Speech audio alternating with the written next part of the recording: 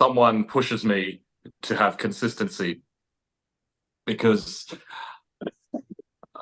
it will allow me to avoid all the uh,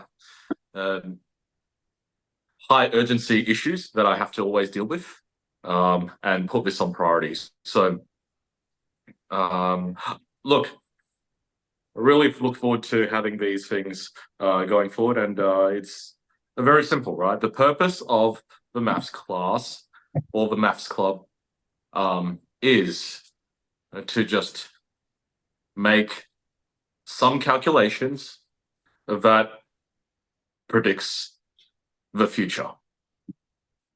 When we're able to predict the future, we are able to then make calculated bets on how to take advantage of it.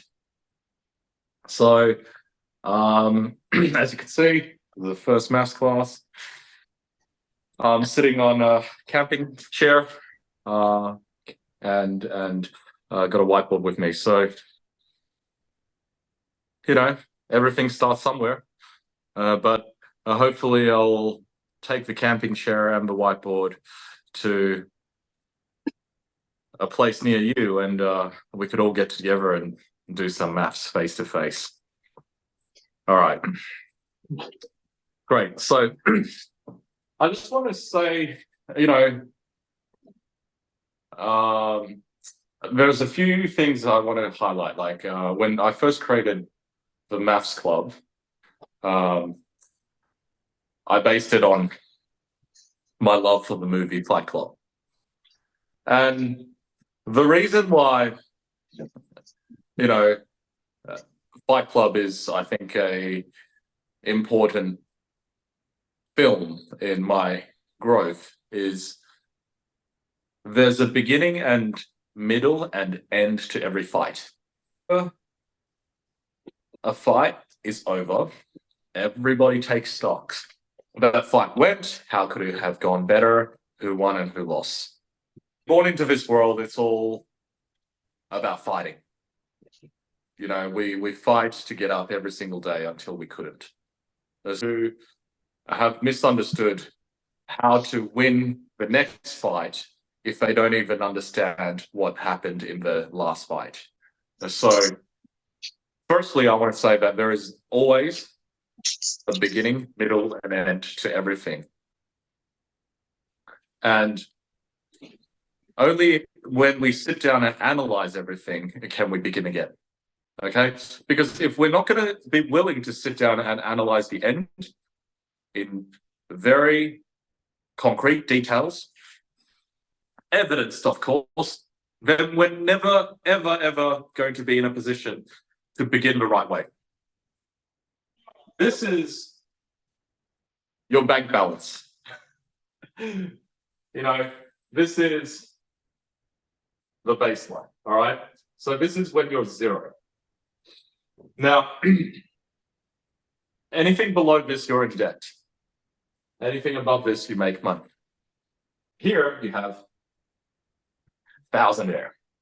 You have $1,000. Congratulations. And million, billion, trillion, and above that, we could call it swillion.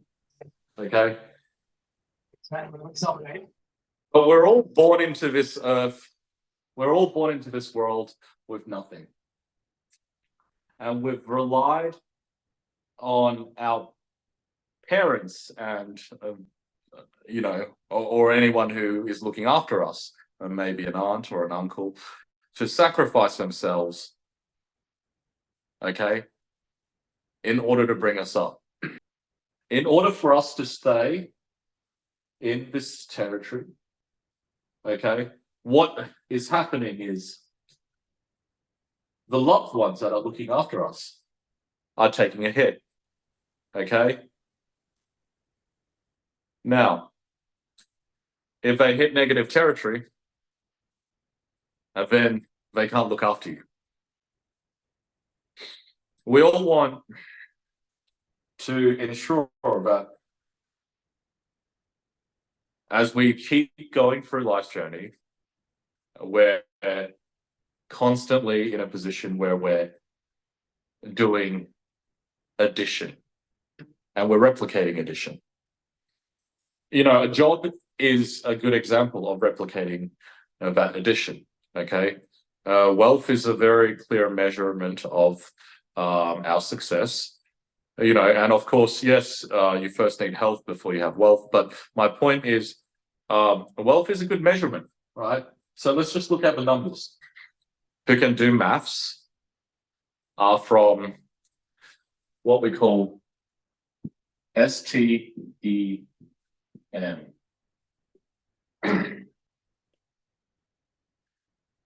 Backgrounds, right? This is like, the science and technology side of the brain. Now, the thing about this occupation is it pays higher, in more demand. Now, the demand of people who can work things out logically is necessary because improvement in science is based on trial and error, and it is iterative. Innovation doesn't happen unless there's a whole series of innovation that happens around it. So what we have is, first, the need to find people who can iteratively improve on their financial circumstance. Now, getting a job, working your daily lives, that's something that everyone is doing, as that's how they start out.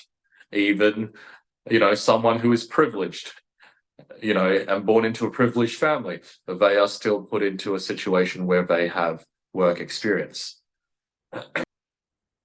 Improve your life. Now, if you do it once and you hit some crazy success, that means you've gotten lucky and you don't know how to replicate that luck. That is absolutely fine. That is absolutely fine to just get lucky and not know how to replicate that luck, because I've been there. Technology called blockchain that led me to have some Bitcoins, and for those Bitcoins to appreciate in value, that was luck. You cannot simply repeat that. There is only one thing in the world that's Bitcoin, and it's Bitcoin. There is only one thing in the world, one cryptocurrency in the world, that is regulated as a commodity by the US government, and that is Bitcoin. So what I'm trying to say is, you don't try and find the next Bitcoin. No, the market has moved on, and the market is constantly getting smarter and smarter and smarter. So what worked last bull market doesn't work this bull market. It's a fact. So very, very lucky to have found Bitcoin. I've also been very, very lucky to be one of the first people in this industry to pay taxes on the amount of money I made from Bitcoin.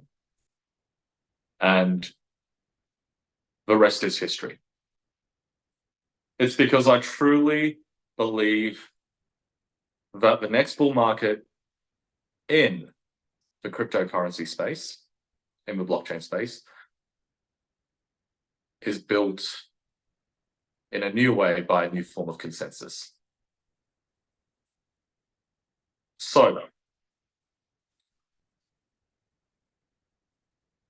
in the past, a new concept comes out, you get it on the right time, it goes up.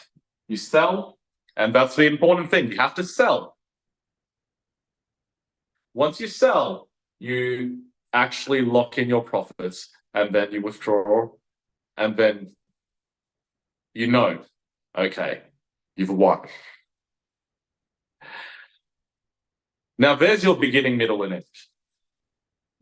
You were there towards the beginning of something, and you were there people will say, well, it's the next Bitcoin, so don't sell. Well, you know what? I've sold plenty of Bitcoin in my time. I've also given away plenty of Bitcoin in my time as well. If I didn't sell, if I didn't give it away, I wouldn't be able to exchange it for the experiences in life I have, to be in a position where I know what I know. And therefore, knowing what I know, I can be in a position to predict the future and then drive my resources to make calculated bets. So, there are two different sides of the world that are coming into an intersection, okay? Now, there is a website in China called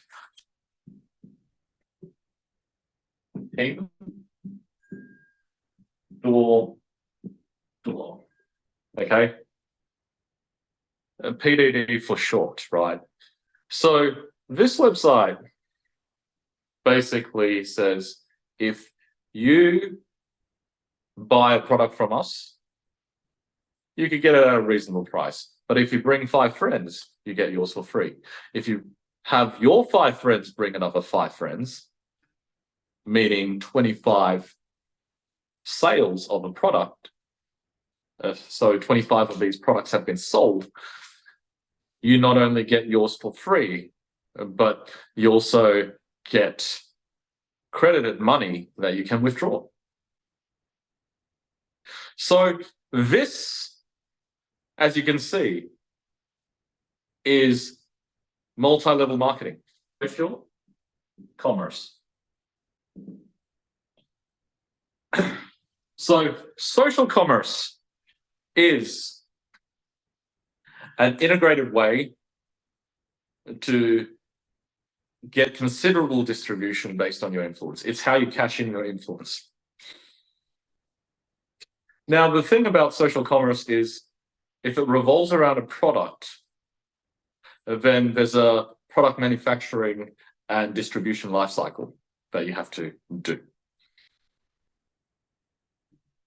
In a blockchain-enabled future where everyone has the opportunity to create their own tokens, they can be in a situation where they create utility/product, okay, digitally. And that is what NFTs are, as an example. Artists getting paid more for artwork because they have global reach of distribution. So, where I see this ecosystem moving forward to is a world where we have social commerce, but the product is digital.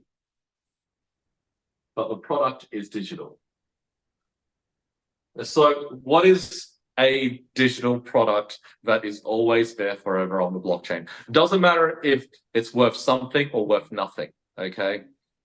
Because at the end of the day, it's recorded forever. So it is on the blockchain, okay, a token.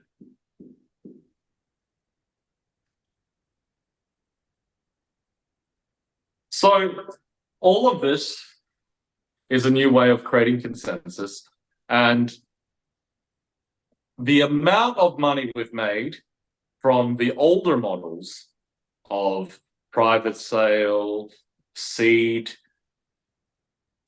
pre-listing, launchpad, then of course selling these tokens or even stocks of listed companies on the exchanges is a model where I put out some information and you guys make some decisions. But the thing is, you guys making decisions does not benefit me. You guys convincing other people making decisions does not benefit me. And you guys convincing other people making decisions doesn't also benefit you as well. So the interconnectivity in the traditional financial market is not there. But through social commerce, it is. You could actually label social commerce in a number of ways to describe something that, well, doesn't sound or feel legitimate. But it is always easy to look back at history and go, wow, these people together predicted the future so well that they created legitimacy out of something that had none. Guys, I've been there. I've done it. In 2014, creating tax law for Bitcoin at the Australian Tax Office.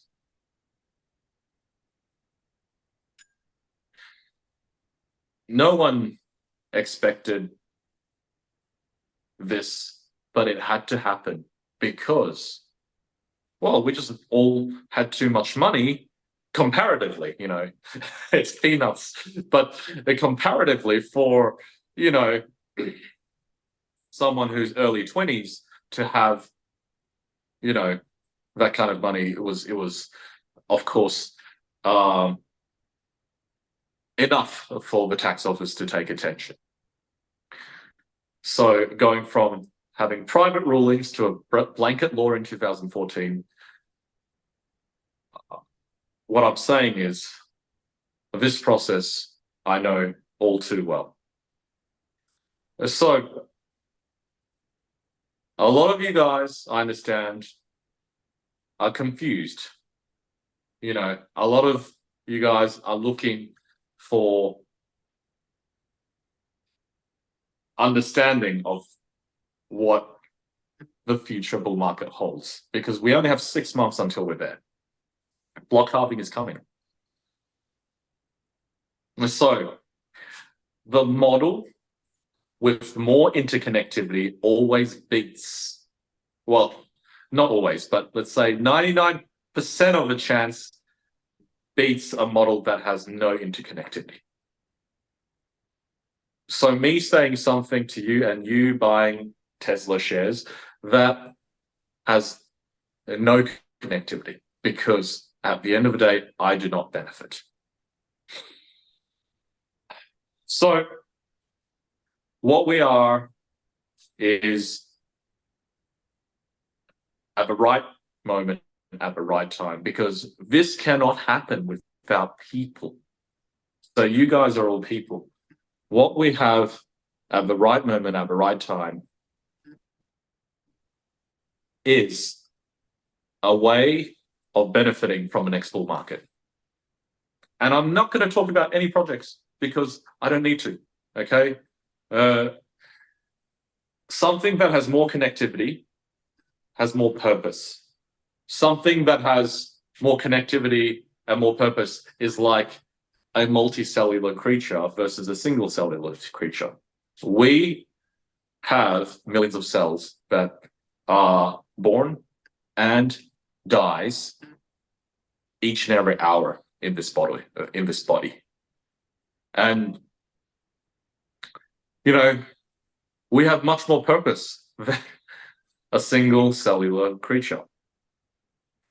And that is what is the biggest difference between direct sales and multi-level marketing, which now is blockchain-enabled social commerce. So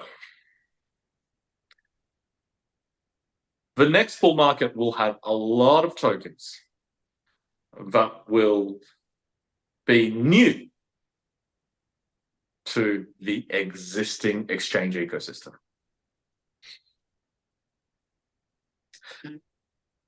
what do all these tokens need? They need community, they need you, they need holders. Okay, how do these projects assimilate holders in the hundreds, in the thousands, in the tens of thousands, in the hundreds of thousands? Very simple. By spreading the benefit of the people who are promoting. And that is what will make for the next top 5 tokens that will come into the top 10. Okay. I sincerely believe that we can create consensus in this kind of way that creates the next top 5 tokens in the space. Okay. Now, I don't have the calculator with me. I forgot to bring one. But if you put 10 to the power of 10, okay, which in other words is 10 times 10 times 10 times 10 times 10 times 10 times 10 times 10 times 10 times 10, okay? What do you end up having? Okay, it is 10 with 1, 2, 3, 4, 5, 6, 7, 8, 9. So it's 10 with 10 zeros behind it.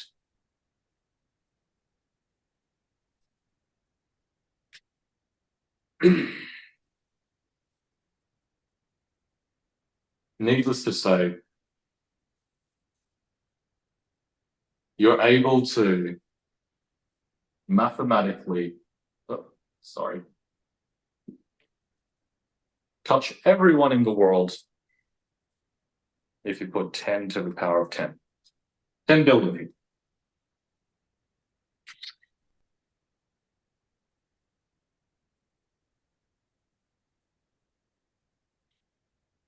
And before you know it, through the consensus building we're doing,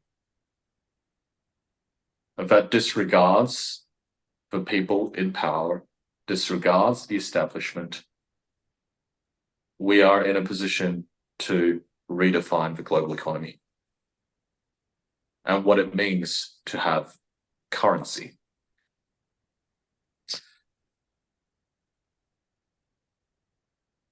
So everybody's fighting over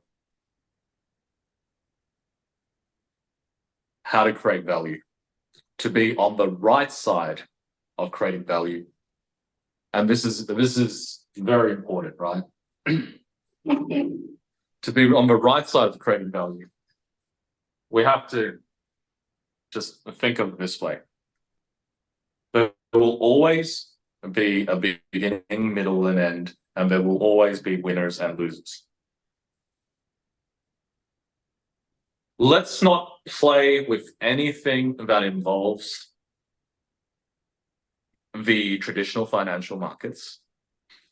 So anyone who says they have a trading algorithm that generates 1% a day, or they have some kind of mechanism that creates value, okay, in the traditional world, that they have a PhD or whatever. You know, to be honest, the traditional world prints money. They don't need your money. So what I want everybody to do is just think of everything as pure maths. I drew this out before, okay, where you have the community, okay, the leadership, and the owners, and the technology partners.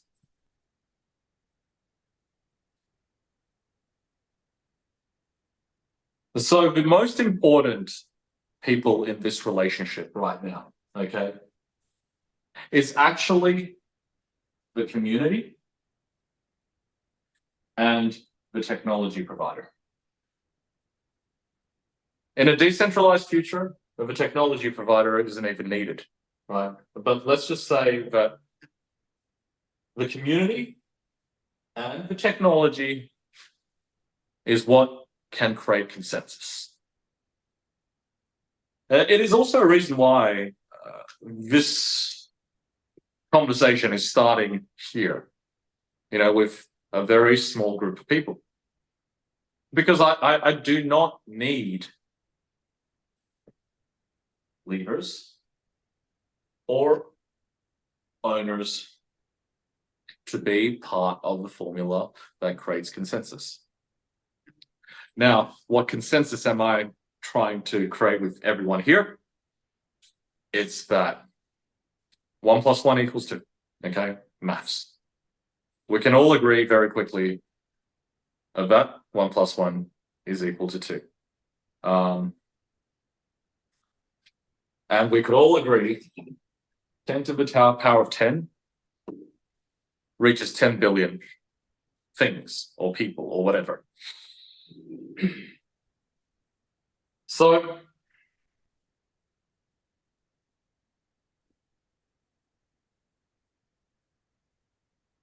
I just want to highlight that we're living in strange times. Strange times. We're living in strange times. Strange times that so much can happen with so little accountability. And it just is because people are not understanding how to hold those accountable. So this is my proposal to everyone, right? We'll end this in the next couple of minutes after this, right? And then I want to open this up to Q&A because this is the most important point that I want to make. Okay? If, for example, because I was a chess captain in high school, I'll just use this as an example. If, for example, we have a game of chess, we have 5 minutes on the clock, each person. There's a beginning, middle, and end. The end has to come in 10 minutes, okay? Because there's 5 minutes each on the clock. Once we reach the end, there is a tally, okay? You won or I won, or you lost or I lost, right? There has to be a winner or a loser, okay? Yes, you can draw, but my point is the outcome's very certain. Now, did we both in the process of playing this game then get the chance to discuss for another 5-10 minutes how the game was played, what mistakes were made, and how we can improve on that? I don't actually have to be emotional to you. I don't even have to look you in the eye or in your face to have that conversation, okay? It's just very straightforward. We have a beginning, middle, and end, and then we go on a break to discuss the game theory. We could even go through chess opening books and get third-party opinions on our game, okay? But my point is there's a beginning, middle, and end. And when there's an end, did we both get better after we analyzed the game? The answer is yes. We both became better chess players. Sure, one person might learn faster than the other, but we both got better. So what happens? We play each other again. But then there's other people who are a part of, doesn't matter if it's a maths club or a chess club or a fight club, that are just watching. They want to have a go. They have no chance they have no chance of winning because they are new. But through beginning, middle, and end, they also have an opportunity to debrief and learn. So let's just say this. There's you and there's me. We play a game of chess. We debrief. We both got better. So, yes, you lost. Yes, I won, but we both got better together. If we say, oh, if we get into a conversation saying, Sam, I lost and you won because I'm from the community, okay, and you're the technology provider, and the tech provider always wins because I have 700 developers to look after. But if we do the maths on this, if there's a negative on you and there's a positive on me, there's only two decisions. You could quit playing chess. You could say, no, this isn't for me. I'm leaving. Okay? Or we could debrief, gain the knowledge needed, and win the next time. Because you know what? 6 months is a long time in the cryptocurrency industry. And there is a guaranteed bull market coming. So when there is a guaranteed bull market and we only have 6 months to actually take advantage of it together, because let's not forget, you need me, I need you. Then if we do this, then guess what? This is two people playing against another 20 people. Well, let's call it 18. Okay? So what I'm saying is, out of this, there will always be winners and losers. The two people here, because we've done the maths, we've learned from each other, and we've improved, are on the winning side. Now, the 18 people, 10 will lose, 8 will win. Okay? And that's the new split. Now, what will happen? Maybe 5 of them will drop out saying, it's not for me. I don't want to learn. I'm all emotional. I don't understand. Okay? 5 will drop out. So you're left with 15 people in the next round playing. There's going to be even more people joining in. Let's say 100 people. You know, again, I'm just scribbling, right? Because, hey, chess is a fun game. Just like the game of finance is a fun game. Okay? Because the people who understand how to manage risk, mitigate risk, and deal with consequences in a logical way are able to quickly push their advantage and also recover from any negativity fast. So, again, let's just say there's 60 people who lose, 40 people who won. Then you have another 30 people drop out. This is what happens in a bull market. Okay? More and more participants. So considering that originally it was a small game and we've all won and lost, the question is, do you want to quit? Or do you want to implement the lessons you've learned and play again? Because, you know, quitting is okay, right? Okay, so you've lost a game of chess, you go play checkers. You lost a game of checkers, you go play mahjong. You lost a game of mahjong, oh, you go play poker, right? But